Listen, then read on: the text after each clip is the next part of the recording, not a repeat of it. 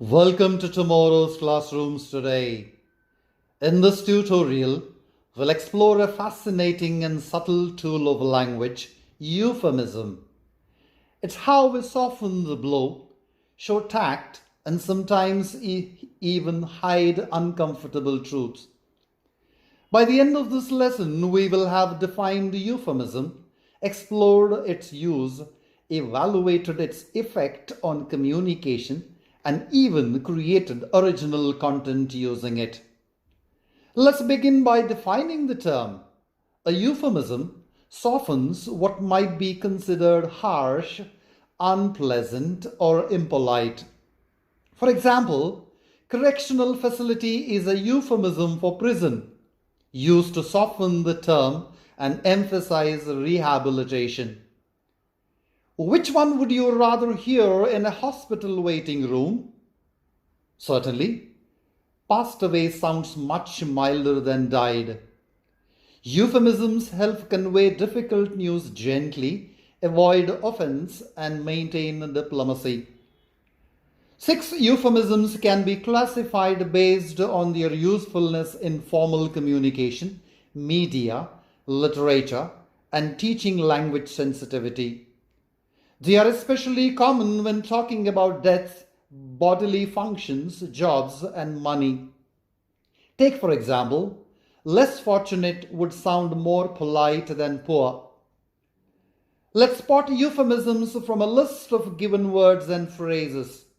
Sanitation worker instead of a garbage collector.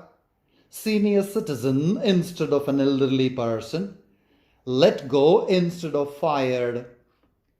Euphemisms help maintain politeness, soften emotional impact, and enhance the tone of formal writing or speeches. Let's play a matching game to demonstrate our understanding of euphemisms. 1 matches with B, 2 matches with A, 3 matches with D, 4 matches with C. Euphemisms can obscure the truth, create confusion, and be used manipulatively. Let's put euphemism to work. We'll practice using them in writing and speech to convey tone and tact. Old could be rewritten as getting on in years. Poor could be rewritten as financially challenged. Lied could be rewritten as economical with the truth. Let's compare idioms and euphemisms. Idioms are figurative and often unclear without context, used for colorful expression, while euphemisms are usually indirect but clearer, serving to soften or tactfully convey sensitive topics. Revise these blunt conversations into more tactful ones using euphemisms. Very slow in class could be revised as progressing at his own pace. Lost my last job could be revised as was part of a workforce reduction. Failed the exam could be revised as didn't meet the expected standard. In advertising and politics, euphemisms are used to reshape perception, reduce emotional impact, and maintain a positive or controlled tone.